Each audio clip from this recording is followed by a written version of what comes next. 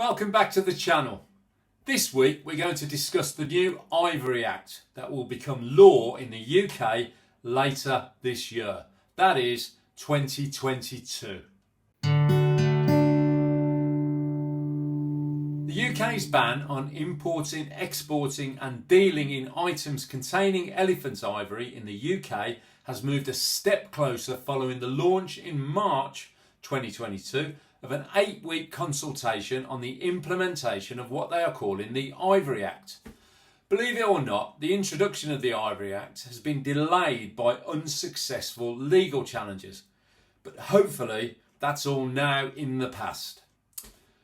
Once implemented, the Ivory Act will introduce a near total ban on the import, export and dealing of items containing elephant ivory in the UK, regardless, and this is the really important bit, of the item's age, allowing only for a narrowly defined set of exemptions.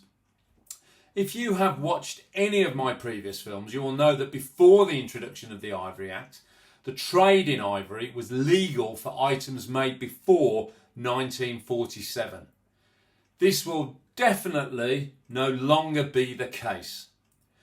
So, just a bit of background as to why the Act needed to be introduced. Aside from being endangered, elephants are the world's largest land mammal and can live past 60 years of age in the wild. However, as we all know, they are commonly targeted for their tusks. The savanna elephant populations declined by about 30%, which is equal to 144,000 elephants across 15 African countries between 2007 and 2014. The UK's new Ivory Act will play its part in protecting the world's elephants by banning sales of ivory that may contribute to or encourage poaching. So what is the consultation all about? Why don't they just make the Act law? Well, because the trade in ivory is not going to be banned completely, it's all to do with dealing in the ivory items that are exempt from the ban. The consultation seeks views on the registration and certification process for dealing in ivory, including the fees dealers will need to pay for exempted items when selling them. In short, people will only need to register and certify items for the purposes of dealing in items containing ivory. Currently, at the time of publishing this video, those who own but are not planning to sell their ivory items do not need to register or certify them. So what are the exempt items? In other words, what ivory can still be traded? Well, the Ivory Act 2018 creates narrow and carefully defined exemptions to the ban for the following items. Items with only a small amount of ivory.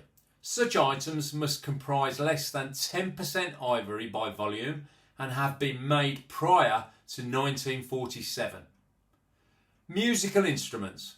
These must have an ivory content of less than 20% by volume and have been made prior to 1975. Portrait miniatures.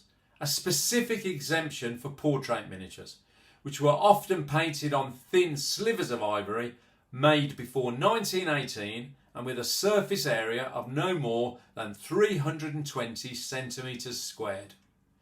Sales to and hire agreements with qualifying museums. The rarest and most important items of their type.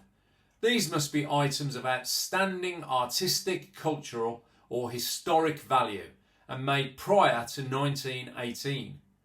Decisions on applications for such items will be based on expert advice from a selection of institutions deemed to have the necessary knowledge and expertise. There you go then. Even though the Ivory Act will be introduced this year, 2022, there will still be some items that can be bought and sold as long as they meet the criteria of being an exempt item.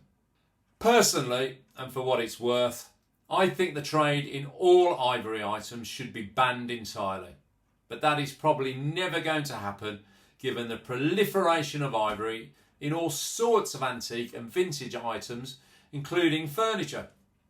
Having said that, The Ivory Act is definitely a step in the right direction and hopefully will contribute to a reduction in the overall ivory trade and in particular illegal poaching.